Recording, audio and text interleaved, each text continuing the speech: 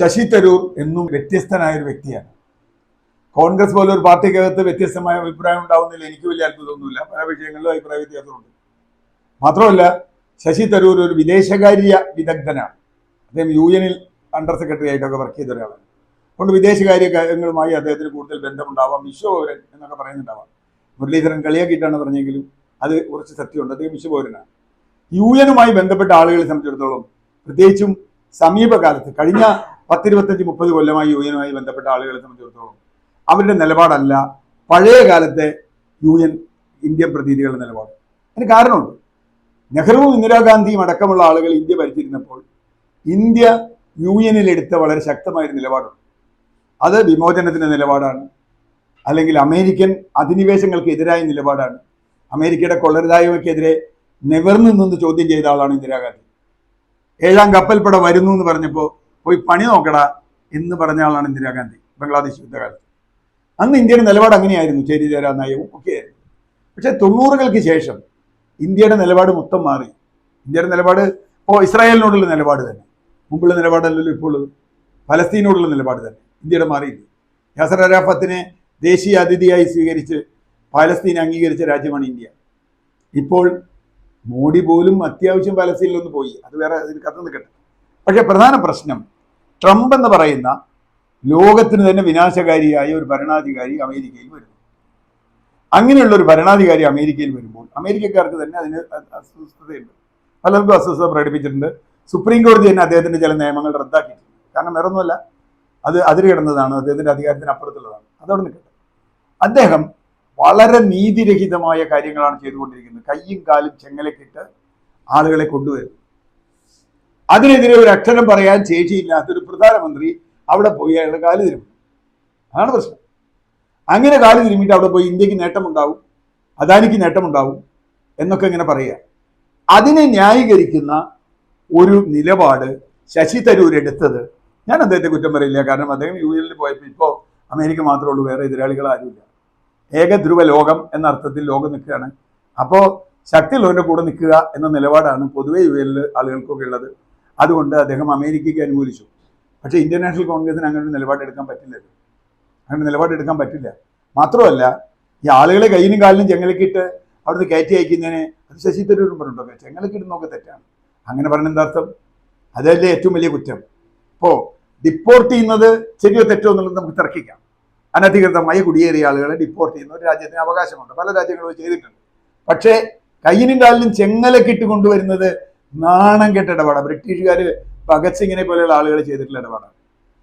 ആ സംഗതി ഒരു പൗരനോട്, അതിൽ ഇന്ത്യൻ പൗരനാണല്ലോ, അപ്പൊ ഇന്ത്യൻ പൗരന്റെ ആത്മാഭിമാനം കാണേണ്ടത് ഇന്ത്യൻ പ്രധാനമന്ത്രിയുടെ ചുമതലയാണ്, ഇന്ത്യ സർക്കാരിന്റെ ചുമതലയാണ്.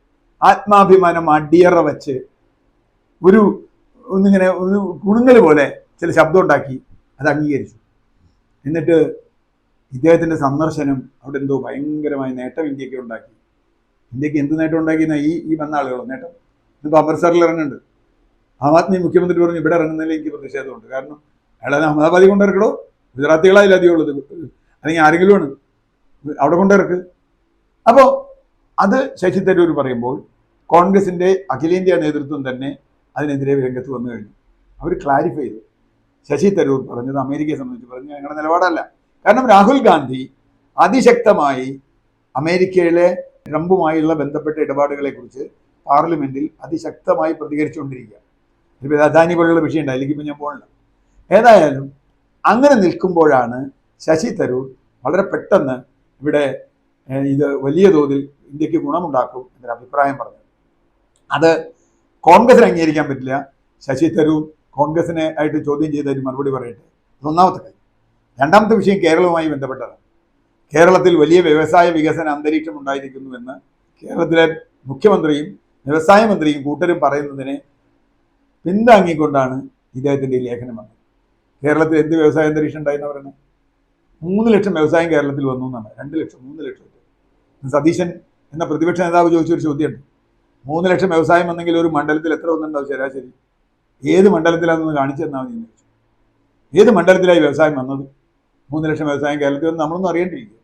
ഇത്രയധികം വ്യവസായം കേരളത്തിൽ ഉദിച്ചു പൊങ്ങിയെന്നാണ് പറഞ്ഞത്.